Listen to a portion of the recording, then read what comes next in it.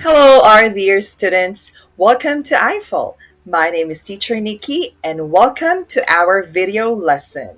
So, this video lesson aims to guide you in creating grammatically correct sentences. It also aims to provide clarification to some confusions in the English language.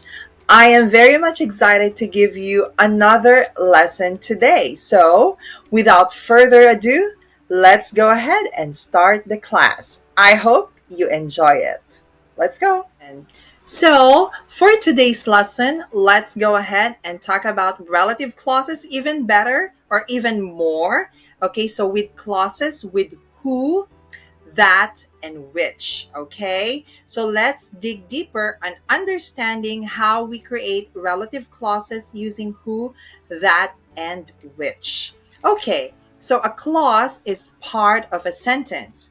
A relative clause tells us which person or thing or what kind of person or thing the speaker means. Let's see this sentence or sentences.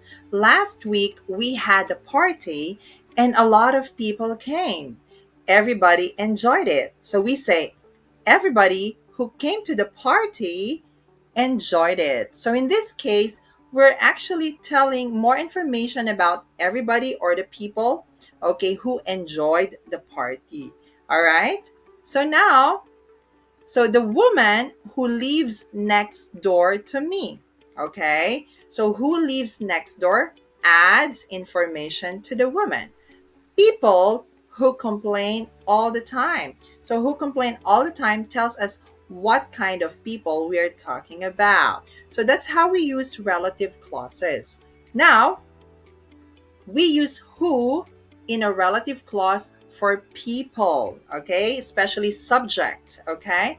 Now, the woman who lives next door to me is a doctor. So, the woman here is a person, so we use who and it is in the subject position, all right? Now, I don't like the people who complain all the time, okay? So, people who complain all the time. So, here we use who to pertain to the people or to tell more about the people. An architect is someone who is or who designs building. So, someone who designs building. Okay, next one. What was the name of the person who called? What was the name of the person who called? All right.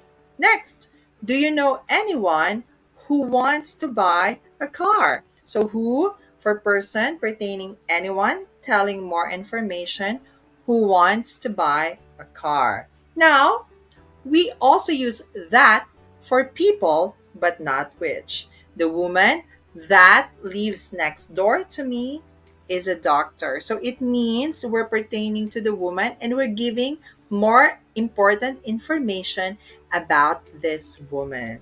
Okay? Now, next one. When we are talking about things, we use that or which. Remember? Things, which, or that. I don't like stories that have unhappy or sad endings or stories which have unhappy endings. Next, Grace works for a company that makes furniture or a company which makes furniture. Okay? The machine that broke down is working again now, or the machine which broke down. So remember, if these are things, we can just use which or that, okay, depending on how important the relative clause. Okay, now in relative clauses, we use who, that, and which, not he, she, it, they, when we try to combine sentences. So when we are trying to combine sentences, we are making them short. But then we use the relative clauses pronouns who, that, and which, okay?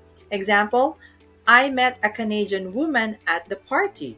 She is an English teacher. So two sentences. I met a Canadian woman who is an English teacher. So we don't say she is an English teacher here. So instead we use who. I can't find the keys. They were on the table. Where are the keys that were on the table. So we don't say they were on the table. Instead, we change that to that. Okay? And so, for us to better understand, let's take a look at the examples here. A waiter served us. He was impolite and impatient. So, let's see. The waiter who served us was impolite and impatient. So, who, because it's the waiter, and we combine two sentences. A building was destroyed in the fire. It has now been rebuilt. The building that was destroyed in the fire has now been rebuilt. Okay? And next one, some people were arrested. They have now been released. So the people who were arrested have now been released. Okay?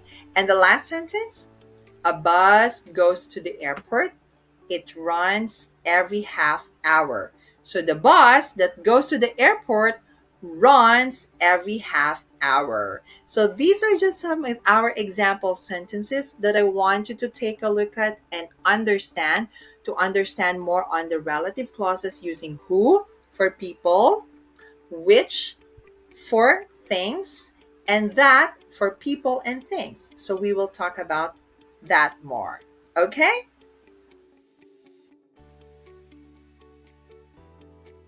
I hope you find our lesson today very helpful. As I always say, the secret in improving your skills is constant practice. I want you to keep practicing our given lesson today and apply it to your day to day conversation in English. I also want to encourage you to keep subscribing to our classes here in I-Fal. I am confident that your teachers will help you in making your skills a lot better. Also, please visit our website for more updates and information. There will be a lot of exciting things coming, so please stay tuned and keep being updated. I will flash our website in the next slide. So, once again, I am Teacher Nikki saying thank you and good luck. Have a nice day, and I will see you in our next lesson. Bye.